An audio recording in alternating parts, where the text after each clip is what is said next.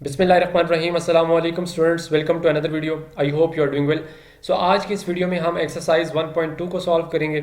और एक्सरसाइज 1.2 को सॉल्व करने से पहले ये आपकी बुक का मैंने एक पेज ओपन कर लिया है एक्सरसाइज 1.2 से पहले, ठीक है। क्योंकि जिस चीज़ के ऊपर बेस कर रही है आपकी एक्सरसाइज 1.2, उसकी जो कुछ कॉन्सेप्ट्स हैं या कुछ बेसिक्स हैं वो पहले हम थोड़ा सा क्लियर कर लें, उसके बाद फिर हम एक्सरसाइज 1.2 के क्वेश्चंस को सॉल्व करेंगे। तो वो हम आसानी के साथ सॉल्व कर सकते हैं अगर हम इन बेसिक्स को समझ लेंगे। तो सबसे पहले देखिए 1.4 आपके पास है जी, रेडिकल क्या होता है और रेडिकेंड किसको बोलते हैं, ठीक है। तो ये चीज़ें आपको पहले पता होनी चाहिए, ठीक है। रेडिकल बोलते हैं, मैं यहाँ पर ही सॉल्व कर देता हूँ। रेडिकल बोलते हैं ये जो आपके पास स्क्वायर रूट का साइन जिसको आप बोलते हैं, इसको रेडिकल बोलते हैं, ठीक है। रेडिकल साइन इसको बोलते हैं हम। और उसके बाद रेडिकेंड बोलते हैं कि अगर आपके पास स्क्वायर रूट के अंदर कोई वैल्यू लिखी है, लेट्स सपोज 5 लिखा हुआ है यहाँ पे स्क्वायर रूट के अंदर, ठीक है। तो रेडिकेंड बोलते हैं स्क्वायर रूट के अंदर जो वैल्यू लिखी होती है उसको रेडिकेंड बोलते हैं, ठीक हो गया। ये हो गया रेडिकेंड।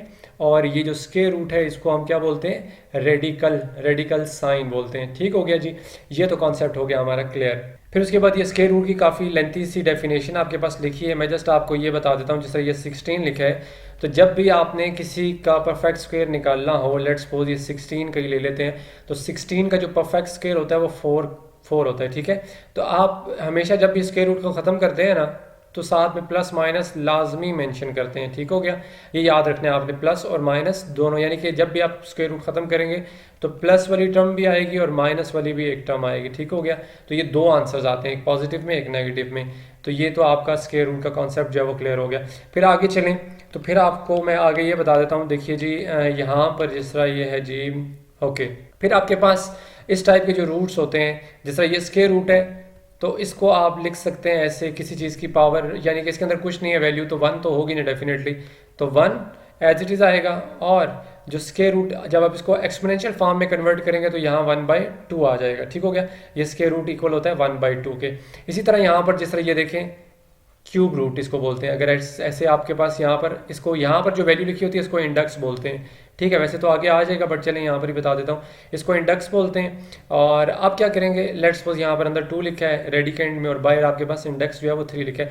तो अगर आपने इसको एक्सपोनेंशियल फॉर्म में कन्वर्ट करना होगा तो आप कैसे करेंगे, आप लिखेंगे 2 और उसकी पावर क्या आएगी, जो 3 बार आपने इंडेक्स में लिखा है इसको आप ऐसे एक्सपोनेंशियल फॉर्म में लिखेंगे तो 1/3 आ जाएगा, ठीक हो गया। तो ये क्यूब रूट होता है। उसके बाद अगर यहाँ पर लेट्स सपोज अगर बाय 4 लिखे, अंदर जो मर्जी वैल्यू लिखी हो, तो अब आपके पास ये 4th रूट है। इसको आप लिखने का मेथड क्या होगा, अगेन वैसे ही होगा, 2 एज इट इज़ आएगा। जब आप एक्सपोनेंशियल फॉर्म में लिखेंगे तो ये जो 4 है इंडेक्स में लिखा है इसको आप ऐसे पावर में लिख देंगे 1/4, ठीक हो गया। तो ये कुछ कॉन्सेप्ट्स हैं, ये आप इसको क्लियर कर लेंगे तो इंशाल्लाह आगे जाकर आपको प्रॉब्लम नहीं होगी, एक्सरसाइज आप इजीली सॉल्व कर लेंगे। फिर उसके बाद देखें, ये यहाँ पर उसने एग्जाम्पल 5 में ये ग्राफ कह रहा हूँ, ये टेबल बनाया हुआ है, ठीक है। तो इससे आपको सही समझ आ जाएगा। यहाँ पर लिखा है ये रेडिकल फॉर्म। रेडिकल आपके पास कौन सी फॉर्म होती है, अभी आपको ऊपर बताया कि जो रूट्स में लिखे होते हैं क्वेश्चंस, ठीक है, जो अंडर रूट के अंदर लिखे होते हैं ये रेडिकल फॉर्म में, ठीक है। फिर आगे वो कह रहे हैं कि अब इंडेक्स ऑफ रेडिकल, यानी कि ये जो रेडिकल आपको पास साइन दिए हुए हैं इनमें जो इंडेक्स हैं वो क्या है। इंडेक्स अभी आपको ऊपर बताया, जो ये बाहर लिखे होते हैं ना, ये क्या होते हैं, ये इंडेक्स होते हैं, ठीक हो गया। तो यहाँ पर 3 है तो 3 आ गया, यहाँ पर 5 है तो इंडेक्स क्या आ गया, 5 आ गया। और यहाँ पर कुछ नहीं है तो वो 2 होता है, ठीक है। यहाँ पर कुछ नहीं हो तो 2 होता है। और उसके बाद ये 2 आ गया। अच्छा, फिर उसके बाद नेक्स्ट कॉलम में देखें रेडिकेंड लिखा है। अब रेडिकेंड किसको बोलते हैं, ये जो अंदर वैल्यू लिखी होती है। अब स्क्वायर रूट के अंदर आपके पास जो वैल्यू भी होगी वो रेडिकेंड होगा। तो यहाँ पर अंदर क्या लिखी है वैल्यू 35, तो रेडिकेंड इज 35। यहाँ पर अंदर क्या वैल्यू लिखी है, फ्रैक्शन में लिखी है XY/Z, तो XY/Z आ जाएगा। फिर उसके बाद यहाँ पर आपके पास स्क्वायर रूट के अंदर जो वैल्यू लिखी है वो क्या है, -(XYZ) होल की पावर 4, ठीक हो गया। ये रेडिकल फॉर्म थे, ये इंडेक्स ऑफ रेडिकल्स थे, ठीक है, जो बाहर लिखे होते हैं। और ये रेडिकेंड यानी कि जो आपके पास स्क्वायर रूट के अंदर वैल्यूज लिखी होती हैं उसको हम रेडिकेंड बोलते हैं, ठीक हो गया। ये भी होगा कॉन्सेप्ट क्लियर। फिर आगे चलें तो कुछ और भी हैं। ओके जी, फिर आपको एक और चीज़ बता दूं कि अगर आपके पास सपोज कर लें कि ऐसे लिखा हो x अंडर रूट के अंदर लिखा हो मल्टीप्लाई बाय अंडर रूट के अंदर y लिखा हो, ठीक हो गया। तो यहाँ पर आप इसको कैसे लिखेंगे, ये प्रॉपर्टी है कि आप इन दोनों को, जब भी आपके पास दो रेडिकल साइन के अंदर वैल्यूज़ आ रही हों या कोई वेरिएबल्स आ रहे हों, कुछ भी आ रहे हों, तो आप और मल्टीप्लाई हो रहे हो, ठीक है, आप उनको एक स्क्वायर रूट के अंदर लिख सकते हैं। यानी कि x अंडर रूट अलहदा है और अंडर रूट वाई जो है वो बिल्कुल सेपरेट है, तो दोनों मल्टीप्लाई हो रहे हैं, तो आप इनको एक ही रेडिकल साइन के अंदर लिख सकते हैं, यानी कि एक्स वाई ऐसे करके लिख सकते हैं। ठीक हो गया, एक ही रेडिकल साइन के अंदर लिख सकते हैं। हाँ, अगर यहाँ पर मल्टीप्लाई की जगह प्लस माइनस हो रहे हो तो फिर आप नहीं कर सकते इस तरह। ठीक हो गया, ये भी हो गया। फिर उसके बाद आगे तो ये वही लिखा है जो ऊपर मैंने आपको बता दिया था कि परफेक्ट स्क्वायर हो या ना। अच्छा, इससे आगे चलें। फिर उसके बाद आपके पास प्रॉपर्टीज ऑफ रेडिकल्स हैं। ठीक है जी, ये ऊपर अभी आपको मैंने एग्जांपल जो दिए है ना रेडिकल की जो प्रॉपर्टी थी, मतलब आगे जो product and quotient rules for radicals, तो ये भी ऊपर आपको एग्जांपल दे दिए, बट यहाँ पर भी इसको समझ लेते हैं। सब फर्स्ट आपके पास है, मैं इसको सॉल्व करता हूँ यहाँ पर, कि अगर आपके पास ऐसे लिखा हो रेडिकेंट आपके पास ए हो और यहाँ पर आपके पास इंडेक्स एन लिखा हो, मल्टीप्लाई हो रहा हो, दूसरा जो स्क्वायर रूट है हमारे पास वो क्या होगा, बी रेडिकेंट में होगा और बाहर एन होगा आपके पास। ठीक है, तो अब आपके पास यहाँ पर इसका जो रूल है वो क्या है। ठीक है, ये रूल है, आपने इस चीज़ को याद रखना है। रूल है क्या, मैंने अभी आपको ऊपर बताया कि आपके पास ये इंडेक्स अगर तो सेम है, ठीक है, और दो रेडिकल साइन आपस में मल्टीप्लाई हो रहे हैं, तो आप उनको एक ही रेडिकल साइन के अंदर लिख सकते हैं, यानी कि इधर ए है इधर बी है, ये दोनों मल्टीप्लाई हो रहे थे, अंडर रूट वाली वैल्यूज़ हैं दोनों। ठीक है, तो आप उनको एक इसके रूट के अंदर लिख सकते हैं ए बी ऐसे, और बाहर दोनों का जो बाहर जो दोनों का इंडेक्स है वो दोनों का कॉमन है, सेम है, तो एक दफ़ा आप यहाँ पर लिख दें तो ये आपका आंसर होगा। तो ये रूल है, इसको आपने याद रखना है। ठीक है, प्रोडक्ट एंड क्वोशिएंट रूल है रेडिकल साइंस के लिए। ठीक हो गया। इसी तरह अगर कोई क्वेश्चन यहाँ पर ए बी की जगह कोई वैल्यूज़ भी आ रही हो तो आप फिर भी इसको ऐसे ही करेंगे। फिर आगे चले तो अगर आपके पास ये इस तरह का आपके पास कोई क्वेश्चन आ जाए जिसमें न्यूमरेटर और डिनोमिनेटर यानी कि क्वोशिएंट रूल भी इसको बोलते हैं, और इसको आप ये भी कह सकते हैं फ्रैक्शनल फॉर्म में, जब आपके पास कोई इस तरह की कोई वैल्यूज़ आ जाए तो आप इसको कैसे लिखेंगे, तो अगेन सेम है, वैसे ही है। मैं इसको यहाँ पर लिख के आपको बता देता हूँ कि लेट्स सपोज यहाँ पर ए लिखा है, यहाँ पर एन लिखा है, और डिवाइडेड बाय भी अगेन स्क्वायर रूट एन बाहर इंडेक्स में लिखा है और अंदर जो स्क्वायर रूट के अंदर वैल्यू है वो बी है।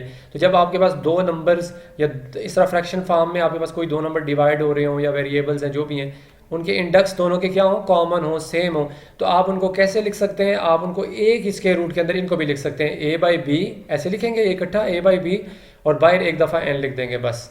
ठीक हो गया, तो ये रूल है, इसको आपने आगे इंप्लीमेंट करना है एक्सरसाइज 1.2 के अंदर। ठीक हो गया जी। फिर आगे आ जाए तो आपके पास है जी laws of exponent and indices. ठीक है, एक्सपोनेंट यानी कि पावर्स को बोलते हैं, ठीक है, जिसको आप स्क्वायर भी बोलते हैं या पावर्स ही बोलते हैं। ठीक है, तो इनको हम जो है पावर्स बोलते हैं वैसे नॉर्मली, बट इनको एक्सपोनेंशियल फॉर्म कहते हैं या एक्सपोनेंट्स कहते हैं। ठीक है, और साथ में इंडाइसिस भी कह सकते हैं, दोनों सेम है। अच्छा, बेस एंड एक्सपोनेंट्स क्या होते हैं, अब आपको ये बता दूं, जैसे यहाँ एग्जांपल दिया, मैं कुछ और लिख देता हूँ, 4 की पावर लिखता हूँ 5। ठीक है, तो अब आपके पास ये जो नीचे नंबर लिखा होता है ना, नीचे बेस, इसको बेस बोलते हैं बस।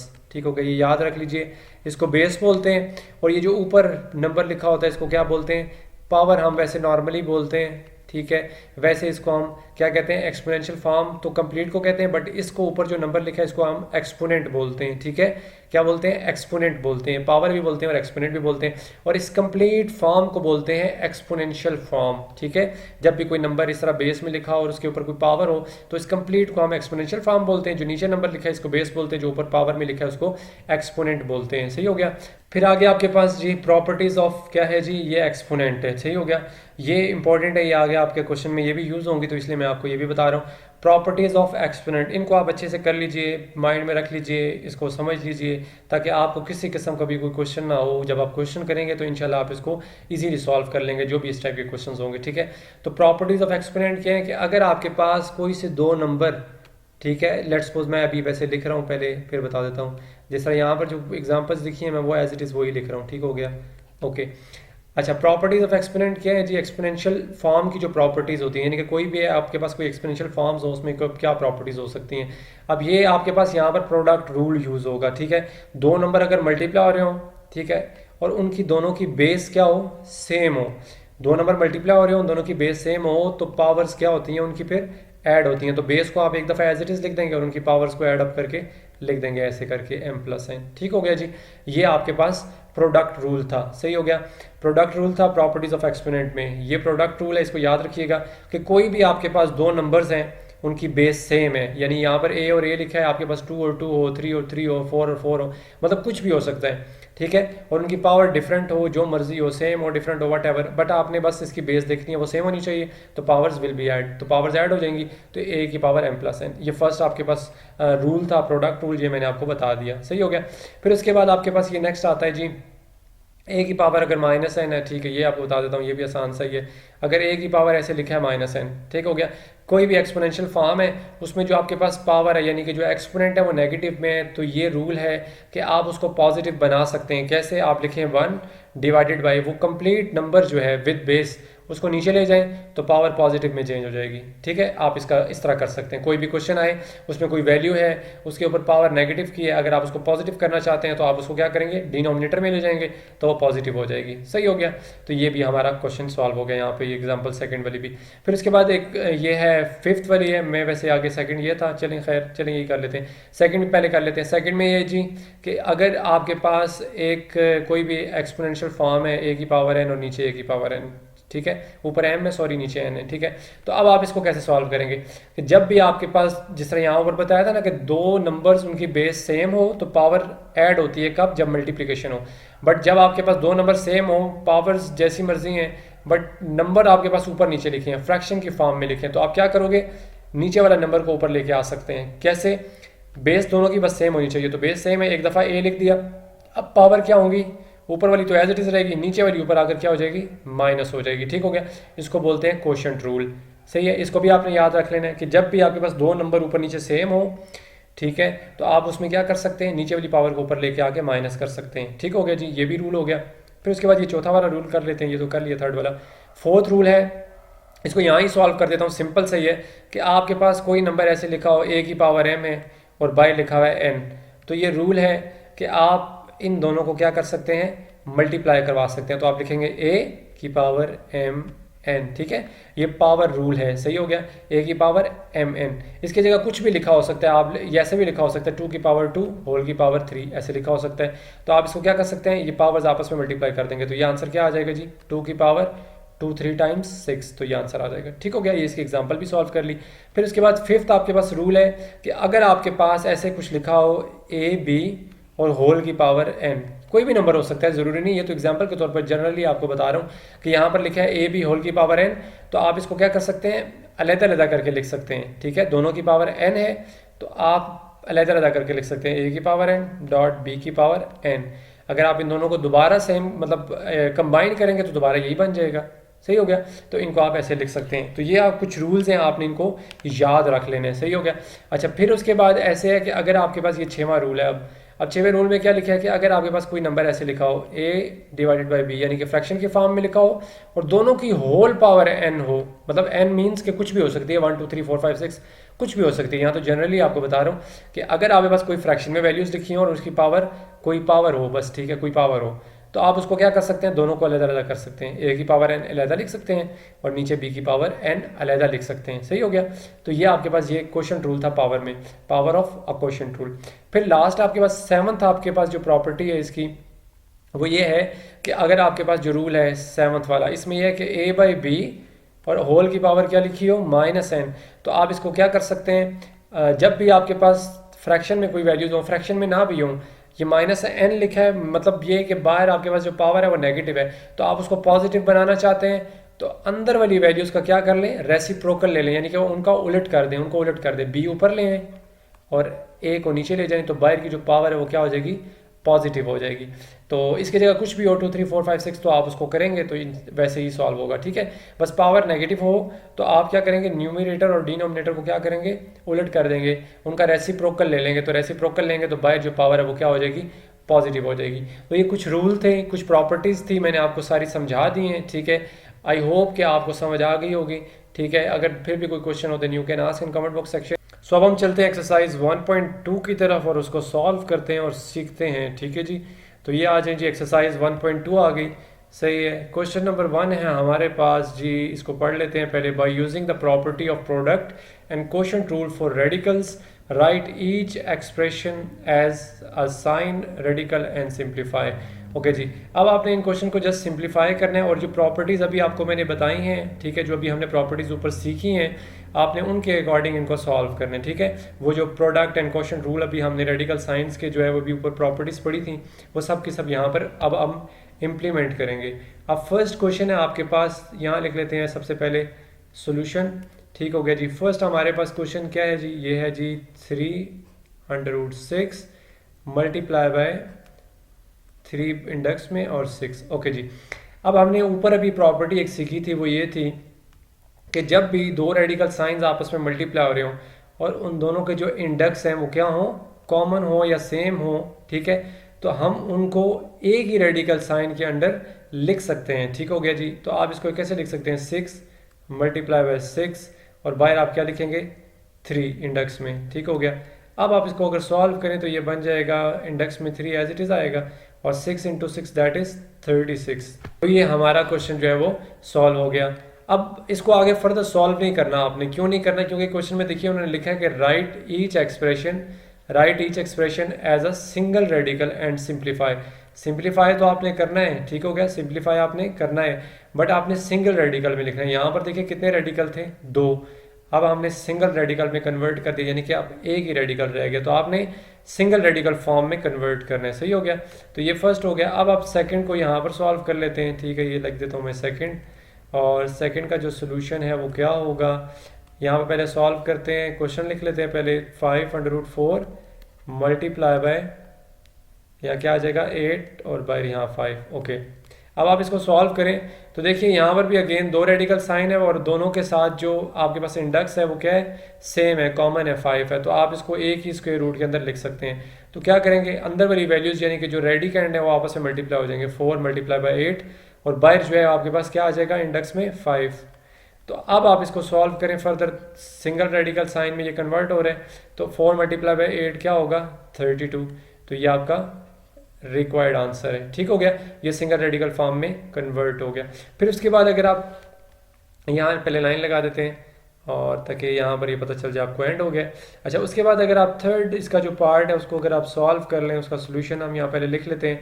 अच्छा, आप इसको सॉल्व करें। थर्ड क्वेश्चन है जी 4 और अंदर स्क्वायर रूट के हमारे पास है variable x, dot mean multiply, और आगे क्या है जी, यहाँ पर फिर 4 है और अंदर है जी एक्स क्यूब। सही हो गया। इसको अगर आप सॉल्व करें तो देखिए यहाँ पर भी कॉमन क्या आ रहा है, दोनों रेडिकल साइंस के साथ जो है वो बाहर इंडेक्स जो है वो सेम है, कॉमन आ रहा है 4। ठीक है, और जो अंदर रेडिकेंड है हम उनको क्या करेंगे, आपस में मल्टीप्लाई कर देंगे और बाहर 4 एज इट इज रहेगा, एक्स मल्टीप्लाई बाय एक्स का क्यूब। ठीक हो गया, ऐसे करके लिख देंगे। अच्छा जी, आगे नेक्स्ट स्टेप में क्या होगा, बाहर आपके पास जो इंडेक्स है वो तो 4 ही आएगा और अंदर देखिए दोनों वेरिएबल के सेम है। अभी ऊपर आपको बताया था, यहाँ पर देखिए एक और प्रॉपर्टी यूज हो रही है कि अब आपके पास दो बेस जो क्या कहते हैं वेरिएबल हैं वो सेम है। जब भी आपके पास कोई दो नंबर हो या वेरिएबल हो, दोनों की बेस सेम हो, पावर ऐड होती है। तो देखिए जिस चीज़ की पावर कुछ नहीं होती तो उसकी क्या होती है, पावर 1 होती है। तो क्या होगा, फिर दोनों की पावर्स ऐड होंगी तो 1 + 3 बन जाएगा। ठीक है, नेक्स्ट स्टेप में अगर आप इसको ऐड अप करें तो ये क्या बन जाएगा, बाय 4 आ जाएगा स्क्वायर रूट के, और अंदर क्या आ जाएगा एक्स की पावर 4। सो ये आपका इसका रिक्वायर्ड आंसर है। वैसे तो ये अगर सॉल्व करना चाहें तो फर्दर आगे सॉल्व हो सकता है, क्योंकि यहाँ पर इंडेक्स आपके पास 4 है और होल की पावर में जब आप एक्सपोनेंशियल फॉर्म में इसको कन्वर्ट करें तो 1/4 और 4 कैंसिल होकर एक्स आंसर आ सकता है। बट क्वेश्चन में ये कहा था कि आपने इसको रेडिकल साइन में ही रखना है, तो इसलिए फिर हम इसको फर्दर आगे सॉल्व नहीं कर रहे। फिर उसके बाद फोर्थ आपके पास पार्ट है। अच्छा जी, फोर्थ क्वेश्चन में आपने क्या करना है, ये है जी स्क्वायर रूट 10 और मल्टीप्लाई बाय स्क्वायर रूट 3 और अंदर आपके पास जो वैल्यू है वो क्या है, 11, रेडिकेंड 11 है। ओके, अब आपने इसका सोल्यूशन लिखना है। इसको सॉल्व कैसे करेंगे, देखिए यहाँ पर अब इससे पहले जितने क्वेश्चंस किए थे इस जगह पर आपके पास जो इंडेक्स है वो सेम आता था, जबकि यहाँ पर 3 है आपके पास इंडेक्स और यहाँ पर है ही कुछ नहीं है। तो जब यहाँ पर कोई इंडेक्स है ही नहीं है तो फिर हम इसको आपस में कैसे मल्टीप्लाई करके एक रूट के अंदर तो नहीं लिख सकते ना। तो एक रूट के अंदर लिखने का जो कह लें कि लॉजिक है वो यही है कि यहाँ पर आपके पास इंडेक्स में कोई ना कोई वैल्यू होनी चाहिए, मतलब इंडेक्स आपके पास कोई ना कोई वैल्यू होनी चाहिए। अगर नहीं है तो आप इनको नहीं लिख सकते एक साथ, क्योंकि दोनों सेम होना मस्ट है। ठीक है, अगर दोनों सेम नहीं है तो ये पॉसिबल नहीं है, और साथ में इसके अंदर वाली वैल्यूज भी वैसे ही सेम नहीं है। तो खैर अंदर वाली हो ना हो बट बाहर वाली सेम होना ज़रूरी होता है। तो बाहर इंडेक्स सेम नहीं है तो आप लिख दें therefore it is not possible, ये लिख दें बस। ठीक है, या ये लिख दें इट हैज़ नो सोल्यूशन, बस ऐसे लिख दें। ठीक है, इट इज़ नॉट पॉसिबल, तो ये इसका आंसर है। ठीक हो गया। फिर आगे यहाँ पर कर लेते हैं फिफ्थ पार्ट, और फिफ्थ है हमारे पास 4 स्क्वायर रूट आपके पास आ जाएगा एक्स की पावर 7 डिवाइडेड बाय 4, अंदर आपके पास जो स्क्वायर रूट में आएगा एक्स की पावर 5। अब इसको अगर सॉल्व करें तो इसके आगे सॉल्व कर देता हूँ। इसमें देखें अब यहाँ पर दोनों का इंडेक्स क्या है, ऊपर नीचे सेम है। अब ये फ्रैक्शन का आपके पास जो क्वोशंट रूल है वो यहाँ पर अप्लाई होगा। तो आप क्या कर सकते हैं, क्वोशिएंट रूल में क्या कहते थे कि आप ए की स्क्वायर रूट के अंदर लिखेंगे और बाहर ए की 4 लिख देंगे, ठीक है। अंदर एक्स की पावर 7 डिवाइडेड बाय एक्स की पावर 5। तो इसके बाद जो है अब नेक्स्ट स्टेप भी इसमें पॉसिबल है, वो क्या है, इसमें एक और प्रॉपर्टी भी यूज़ हो रही है, वो ये है कि आपके पास जब दो नंबर ऊपर नीचे सेम होते हैं, दो नंबर ऊपर नीचे क्या होते हैं, सेम होते हैं, तो आप उनकी जो पावर्स हैं उनको क्या कर सकते हैं, माइनस कर सकते हैं। फ्रैक्शन की बात हो रही है, ठीक है। जिस तरह मल्टीप्लिकेशन में क्या होता है, दो नंबर सेम हो तो पावर ऐड होती हैं, और इसी तरह फ्रैक्शन में क्या होता है, क्वोशिएंट में होता है जी जो न्यूमिनेटर की पावर है वो एज इट इज़ रहती है, जो डिनोमिनेटर की पावर है ऊपर जाकर क्या हो जाएगी, माइनस हो जाएगी, ऐसे आ जाएगा। तो नेक्स्ट स्टेप इसका क्या होगा, ऐसे लिखेंगे बाय 4 और अंदर आ जाएगा x की पावर 7 माइनस 5। सो ये हो जाएगा 7 माइनस 5 कितना होता है, 2। तो ये आपका रिक्वायर्ड आंसर है, सही हो गया। फिर उसके बाद आपके पास नेक्स्ट इसका पार्ट है जी 6 पार्ट, यहाँ पर कर लेते हैं 6 पार्ट को।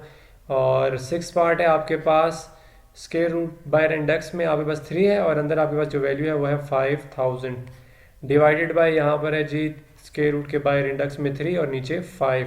ओके, अब देखिए यहाँ पर क्या है, दोनों इंडेक्स ऊपर नीचे सेम है, तो यहाँ पर क्या रूल अप्लाई होगा कि आप इन दोनों को ऊपर नीचे वाली जो जो वैल्यूज़ हैं इनको आप एक ही रूट के अंदर लिख देंगे, और बाहर जो इंडेक्स है वो सेम है तो एक ही उसमें आ जाएगा, बस एक ही आपके पास बाहर इंडेक्स आ जाएगा। ये लिखने के बाद अगर ये ऊपर नीचे कटिंग होती है तो कर दें, ठीक है। और अगर इसकी कटिंग आप करेंगे तो ये बन जाएगा 5 1 टाइम्स 5, ठीक है। और बाकी 0 0 7 एज इट इज़ आते हैं, तो ये ऐसे आ जाएगा, यहाँ पे 3 है और अंदर आ जाएगा 1000। तो ये आपका रिक्वायर्ड आंसर है। फिर उसके बाद नेक्स्ट क्वेश्चन है आपका 7th पार्ट है, और 7th पार्ट है जी 2। ओके जी, ये यहाँ पर लिख लेते हैं 7th पार्ट को। 7th पार्ट है हमारे पास, इंडेक्स में आपके पास 2 है और अंदर आपके पास क्या है जी 500, और डिवाइडेड बाय डिनोमिनेटर में क्या है जी, इंडेक्स में अगेन 2 है और यहाँ पे 5 है। तो अगेन वैसे ही क्वेश्चन है, अगेन बिल्कुल सेम है, इसकी तरह का ही है।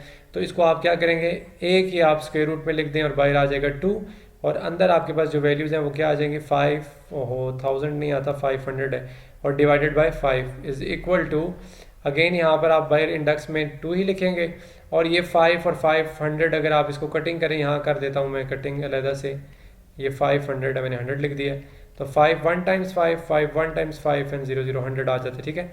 तो ये आपका रिक्वायर्ड आंसर है, सही हो गया, आसान सा क्वेश्चन था। फिर उसके बाद यहाँ पर करते हैं, इसके नीचे मैं एरो लगा दूँ, 8 पार्ट यहाँ कर लेते हैं हम, ठीक हो गया जी, ये हो जाएगा 8 पार्ट, और 8 पार्ट है हमारे पास 2√10। ओके जी, 2√10 मल्टीप्लाई बाय 3√7, 3√7। तो ये भी अगेन क्वेश्चन बिल्कुल एग्जैक्टली सेम है, जिस तरह ये ऊपर वाला ये वाला हमने भी किया था। 4th वाला पार्ट बिल्कुल वैसे ही है, ये भी पॉसिबल नहीं है क्योंकि दोनों के इंडेक्स के हैं डिफरेंट है। तो आप लिख सकते हैं नीचे आंसर में therefore it is not possible, ठीक हो गया, या इट हैज़ नो सोल्यूशन, या इस तरह बस कोई भी स्टेटमेंट लिख दें कि ये पॉसिबल नहीं है, तो बस इसको हम सॉल्व नहीं कर सकते, ठीक हो गया जी। ये आपका जो क्वेश्चन नंबर जो 1 है एक्सरसाइज 1.2 का, ये कंप्लीट हो गया। इससे पहले जितना इंट्रोडक्शन था, जितनी बेसिक्स थी वो भी मैंने आपको बता दी। अब इस कंप्लीट में किसी किस्म का कोई क्वेश्चन हो then you can ask in comment box section. अब मैं इसकी एक प्लेलिस्ट बना दूंगा जिसमें आप प्लेलिस्ट में जो 1.1 है 1.2 है और क्वेश्चन वाइज जितने भी क्वेश्चन हैं वो प्लेलिस्ट में मैं डाल दूंगा, तो आप जो भी वीडियो देखेंगे तो उससे उसके सीक्वेंस के साथ आपके पास जो है वो क्वेश्चन के सोल्यूशन जो है वो आते जाएंगे। जैसे ये क्वेश्चन नंबर 1 आज मैं अपलोड करूंगा, तो साथ ही जो क्वेश्चन नंबर 2 और 3 अपलोड करूंगा तो वो साथ ही उसके नीचे सीक्वेंस वाइज जो है आते जाएंगे, ताकि आपको किसी किस्म का भी कोई उसमें प्रॉब्लम ना हो। बस आप उस प्लेलिस्ट को कीजिएगा, ओपन कीजिएगा। जब आप प्लेलिस्ट को ओपन करेंगे देन उससे आगे वाले जितने क्वेश्चंस होंगे, जितनी भी एक्सरसाइजेज होंगी वो आपके सामने ऑटोमेटिकली ओपन हो जाएंगी, ठीक है। सो इसमें किसी किस्म का कोई क्वेश्चन हो तो आप कमेंट बॉक्स में पूछ सकते हैं। नेक्स्ट वीडियो तक के लिए अपना बहुत सारा ख्याल रखिएगा, दुआओं में याद रखिएगा। अल्लाह हाफिज़।